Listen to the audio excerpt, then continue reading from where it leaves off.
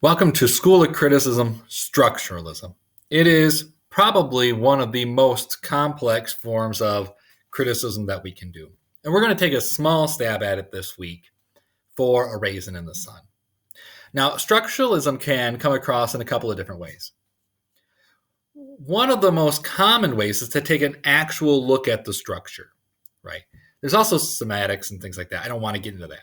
We're going to look at some structures. How does this reading, this drama tragedy, fit or not fit with traditional forms of drama tragedies?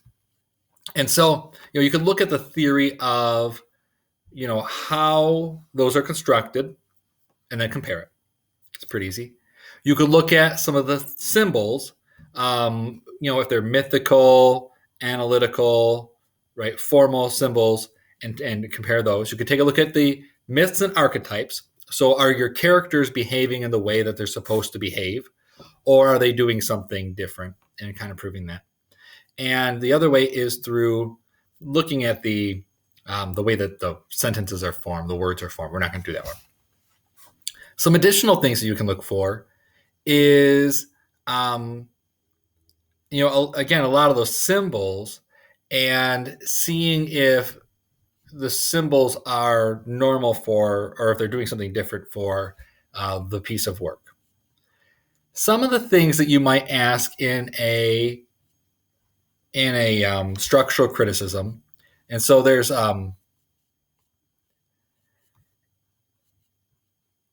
on. So some of these guys for is things like, does it fit the mythology of drama?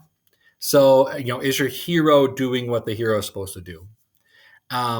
Is it adhering to a particular structural framework? And is it sticking to a type of cultural structural framework? So within the culture that it was written, does that make sense for that culture?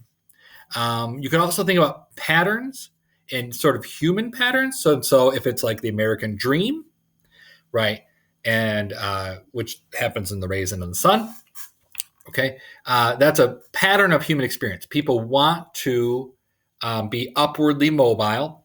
They want to do better for themselves, and particularly thinking generational for their family. And that psychoanalytically, which is a different form of criticism, can drive a lot of the character's motivations, which it does.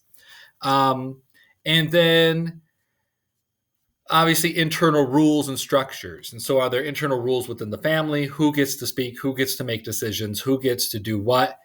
Societal rules and structures. Obviously, you have different types of neighborhoods, and those have different rules and structures.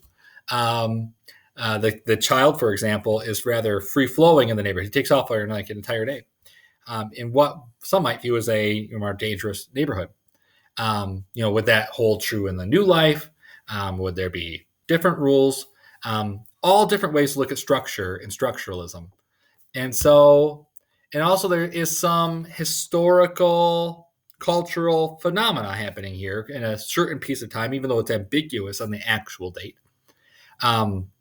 where there are types of like references to schools, neighborhoods, the money of regarding the life insurance check, though those could be considered that. So take that into consideration for this week's questions and have fun.